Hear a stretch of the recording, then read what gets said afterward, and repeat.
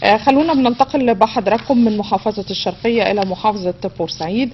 واستقبل اللواء عادل غضبان محافظ بورسعيد البرتغالي فيتور بيريرا رئيس لجنة الحكام بالاتحاد المصري لكرة القدم، وده خلال زيارته لمحافظة بورسعيد لمناقشة الخطوات التنفيذية للتعاون مع محافظة بورسعيد في مجال تدريب حكام كرة القدم بمحافظة بورسعيد. خلونا ناخد تفاصيل أكثر. بينضم معنا الكابتن جمال نوفل مدير منطقة بورسعيد لكرة القدم. برحب بيك يا كابتن، أهلا وسهلا بحضرتك. اهلا وسهلا يا استاذ ضحى، تحياتي لحضرتك واستاذ علاء، طبعا يعني احد علامات القناه الرابعه والاعلام المصري. والله هو اللقاء كان عباره عن تجمع ل6 مناطق لجان حكام الشرقيه وبورسعيد والسويس واسماعيليه وشمال سيناء ومحافظه دمياط. الهدف هو التحكيم في هذه اللجان ووضع الخطه اللي وضعها فيتور بيريرا رئيس لجنه الحكام البرتغالي الجنسيه، وضع خطه علشان المناطق كلها تسير عليها الموسم القادم من حيث نظام التحكيم والحكام وازاي نرتقي بالمنظومه وتطوير مستوى الحكام فنيا وبدنيا ولوجستيا. الحقيقه كانت فعاليات جميله وحلوه ومؤثره. يمكن تتناول بعض الموضوعات الخاصه بتعيين حكام للدوري الممتاز من 24 حكم للدوري الممتاز اللي هو الحكم الصفاره بالاضافه الى المساعدين، ده حاجه ثانيه خالص. الهدف من هذه من وجود 24 حكم هو منح فرصه وتنافس قوي بين جميع الحكام بحيث يتم نظام زي الصعود والهبوط في التحكيم. يعني الحكم لما اللي بيحكم في الدوري الممتاز لو مستواه قل عن درجات معينه او مستوى معين من خلال ادارته المباريات يتم هبوطه للمستوى الدوري المحترفين اللي هو هيتم تطبيقه لاول مره في الموسم القادم. وعلى العكس تماما بالنسبه للقسم الثاني او دوري المحترفين، الحكم اللي هيرتفع مستواه واللجنه هتتابعه من خلال متابعه دقيقه بتحليلات فنيه وتكتيكيه وتحكيميه ودراسه للقانون ولياقه الحكم ومدى قدرته على الاستيعاب والتواصل مع الاخرين سواء المساعدين وقراراته. كل ده مؤشرات ايجابيه هيتم وضعها ونقاط معينه او درجات هياخدها كل حكم بحيث الحكم اللي مستواه هيرتفع هيصعد للتحكيم في الدوري الممتاز. هو في صعوبات هتتم لكن الراجل بيحاول. يعني شايف حضرتك ان من خلال هذه الزيارة يعني ده هيتعمل زي بروتوكول تعاون ولا دورة تدريبية ولا معايير جديدة هيتم وضعها او شروط جديدة هيتم وضعها لتدريب الحكام او مناقشة بعض الخطوات التنفيذية في مجال تعاون جديد؟ يعني هو طبعا الهدف منه تطوير مستوى الحكام الى مستوى اخر. الراجل الحقيقه يعني لجنه الناس المصريين اعضاء اللجنه كابتن محمد فرغوث، كابتن توفيق السيد، والكابتن احمد ابو العلا، كابتن مجدي رزق، اكدوا ان الراجل لديه خبرات كبيره جدا وعنده اسلوب لتطوير حكام. وهو قال انا شايف حكام على مستوى عالي جدا في مصر.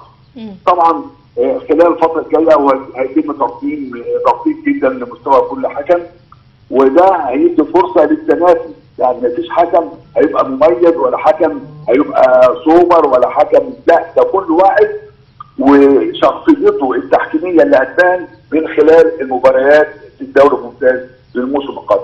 واللي حصل في لقاء بورسعيد في فندق هنا في فؤاد كان عباره عن مناقشات ودراسه اسباب يعني المشاكل اللي بتواجه الحكام سواء مشاكل فنيه او بدنيه او بدلات الحكام او الراجل حاطط ايده على كل نقاط ضعف.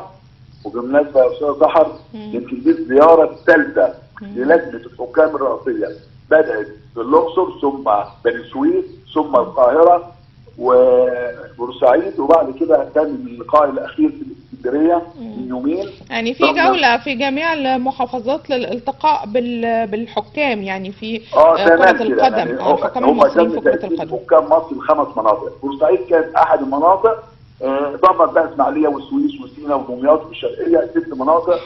احنا برضو يعني كمنطقه راعينا اللي احنا يعني نظهر الوجه الطيب للكره المصريه والمدينه بورسعيد تم عمل تنظيم رائع في الغايه بشكل احترافي وبشكل اوروبي، اثار اعجاب الحاضرين سواء يعني هل هذه الجولة مثل في جميع المناطق داخل جمهورية مصر؟ هل للتعرف على المشكلات، وهل ممكن نقدر نقول في مشكلات تختلف من منطقة إلى أخرى فالتعرف عليها لوضع حلول ليها، لوضع مقترحات، لوضع خطط تنفيذية جديدة هيتم تطبيقها في الموسم القادم؟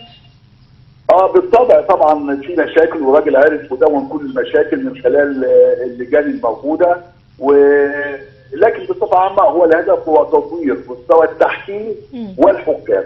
يعني يرتقي في راجل يعني فكره عالي جدا، وسبق ليه قياده لجنه حكام بالبرتغال والسعوديه والامارات ومقدونيا وبعض الدول الاوروبيه. هو هيدي خبراته ديت.